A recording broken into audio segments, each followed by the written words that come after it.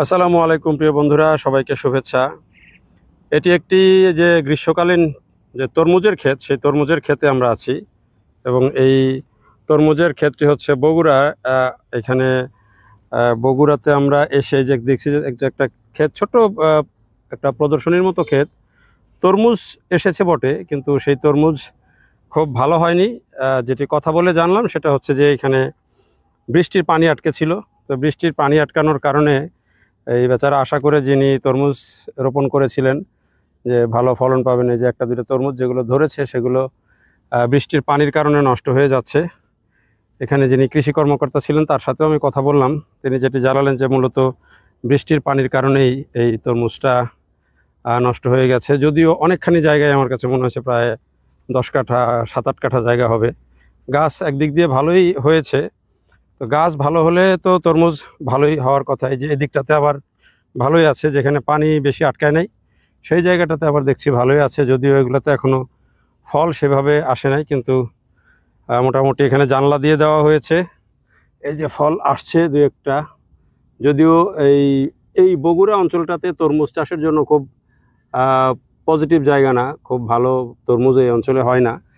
তারপরেও চেষ্টা করতে তো অসুবিধা নাই, সে চেষ্টায় কৃষকরা করেন নানানভাবে। এই কৃষকও করেছেন এই তরমুজ, গ্রীষ্মকালীন যে তরমুজ সেটি করার জন্য যে কিছু গাছ মরে গেছে এবং কিছু গাছ ভাইরাস ধরে নষ্ট হয়ে গেছে।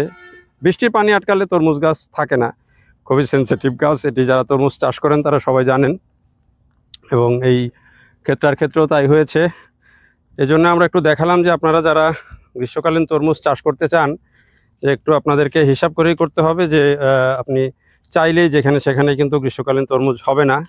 যেখানে পানি আটকায় বা মাটির গুণাগুণটা একটা বড় বিষয়। যেমন গ্রীষ্মকালীন তরমুজ যশোর, ঝিনাইদহ, কুষ্টিয়া এই অঞ্চলটাতে আমরা দেখি যে অনেকেই চাষ করেছেন এবং ভালো হয়েছে, ভালো হয় অনেক বেশ।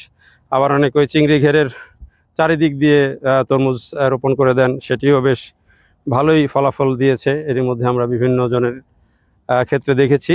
এই যে এখানে পাশে চাল কুমড়া করা হয়েছে জানালায়, এটা আবার খুব ভালো হয়েছে দেখা যাচ্ছে। এবং চাল কুমড়ার এখন যে দাম সেটি হিসাবে বেশ ভালোই। তো এই জানলায় এখন কিন্তু ফসল চাষ সেটি অনেক বাড়ছে। বিভিন্ন ধরনের ফসলই এখন কিন্তু জানলাতে মানুষ করছে, কিন্তু যদি ভালো হয় তাহলে কিন্তু খুবই ভালো। কারণ একবার জানলা করলে কিন্তু বেশ কয়েকটা ফসল করা যায়।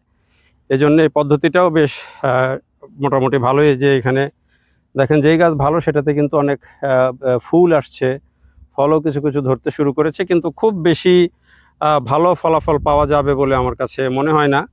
তো যিনি চাষ করেছেন তিনি নিশ্চয়ই এরপরে ভাববেন যে এখানে তরমুজ চাষ করতে গেলে কখন করতে হবে, অফ সিজনে করলে কী ধরনের যত্ন লাগবে, সেগুলো অবশ্যই মাথায় রেখেই করতে হবে।